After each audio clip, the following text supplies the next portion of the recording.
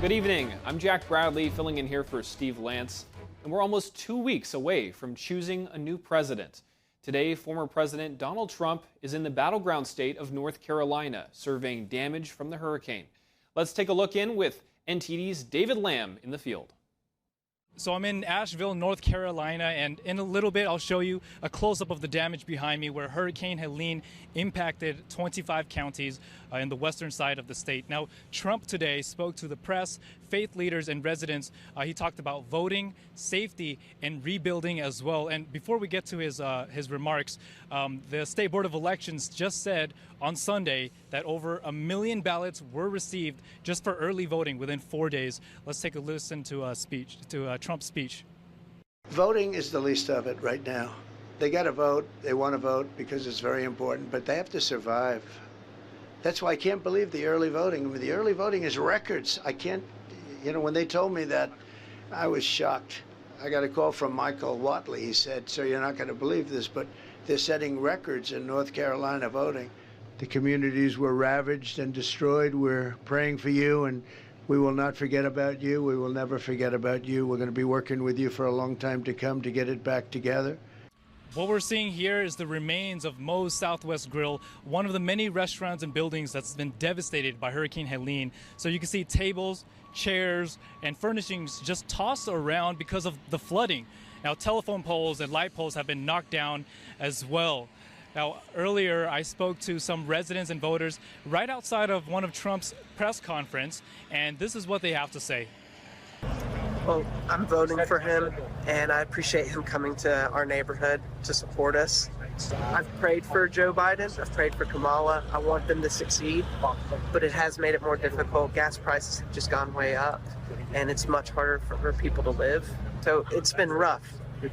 But, I all my heart, I want whoever's in office to succeed.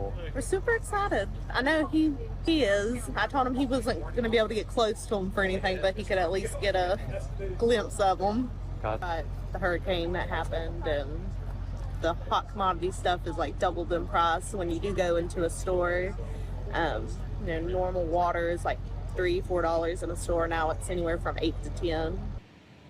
Now, the majority of voters that we spoke to in parts of Buncombe County said they're voting for Harris and Walz. They say that their issues are women's rights, immigration, and as well as having a sense of maturity between the government and cohesiveness with the lawmakers. North Carolina is a key swing state. We're not sure how it will vote in terms of presidency, but Trump says he's confident he will win North Carolina. Elon Musk is giving random registered voters $1 million checks if they sign his petition supporting the U.S. Constitution. But is this legal? Here's the story. Tonight's person is John Dreyer.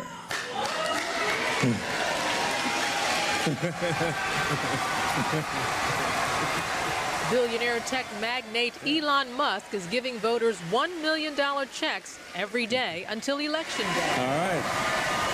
Thank you. All they have to do is sign his petition supporting free speech and the right to bear arms. Saturday's winner, John. Thanks, Elon. This is great. Sunday's winner, Christine. It was so exciting. Like, I don't win things. And to win $1 million is crazy. The petition asks registered voters to pledge their support for the First and Second Amendments. It's open only to registered voters in Pennsylvania, Nevada, Arizona, Michigan, Wisconsin, and North Carolina. In other words, the battleground states. Pennsylvania registered voters will get $100 for signing the petition. Pennsylvania it's the linchpin in this election. Elon Musk explained Saturday his goal is to promote the Constitution, which he says will protect America against tyranny. How do we get people to know about this petition? Because the legacy media won't report on it. Not everyone's on X. So I figure, how do we get people to know about it? Well, this news, I think, is going to really fly.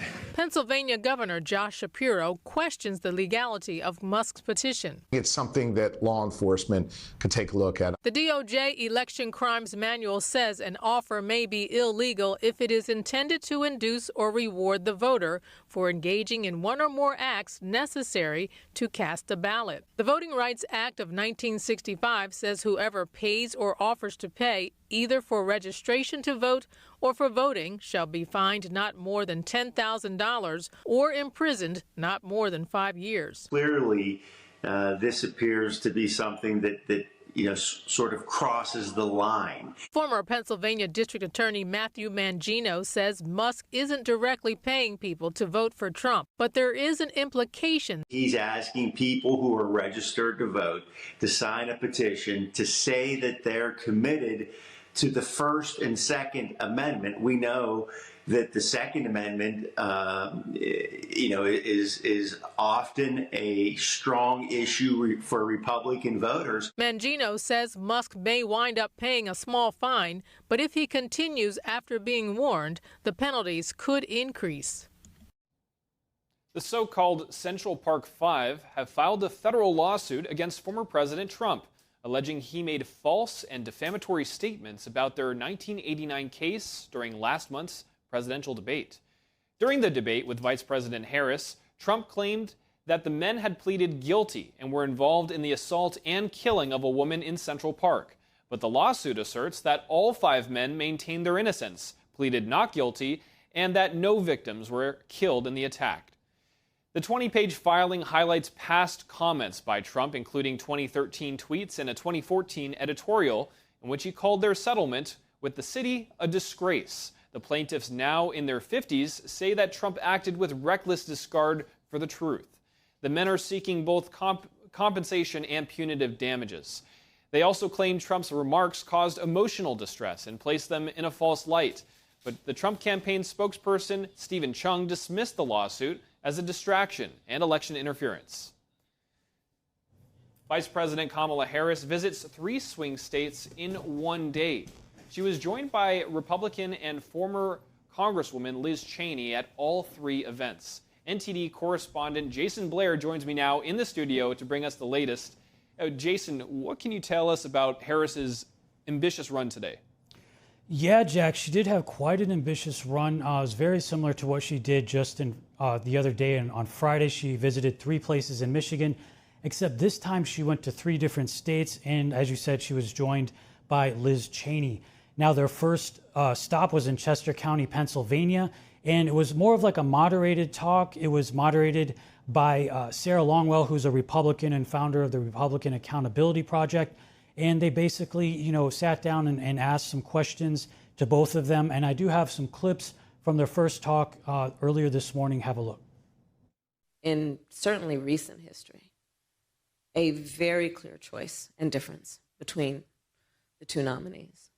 And I think that is what, as much as anything, is bringing us as Americans together. We're not always going to agree, but I know Vice President Harris will always do what she believes is right.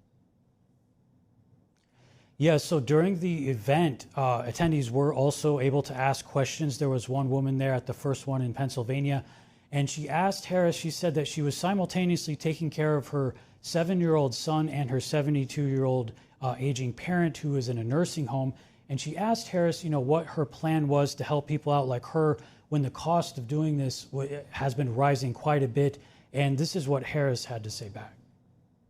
So my plan is that instead of those scenarios I just mapped out, we will restructure it so that Medicare covers the cost of in-home health care for your parent. And then after Pennsylvania, they went over to Michigan for their second event, which is just a few hours later. They both got in a plane and head out there. And they basically had a very similar event. It was moderated by someone else, but both Cheney and Harris were there to answer questions. And I have a clip from that talk as well. Have a look. There's so much about this last era. When I talk about turn the page, that's what I'm referring to, like the last decade, that has been about some powerful forces suggesting that the measure of the strength of a leader is based on who you beat down. instead of what I think most of us believe, regardless of your party affiliation, that the real measure of the strength of a leader is based on who you lift up. So their last stop was in Wisconsin to finish up the day. And, you know, all the counties that they went to were actually won by former South Carolina Governor and U.S. Ambassador Nikki Haley when she was running against Trump. So it's very interesting, the different places that they went for these talks. Yeah, definitely a packed schedule there. How have the polls been looking this week? Yeah, so the polls have been, haven't changed a whole lot, but they're still very, very close.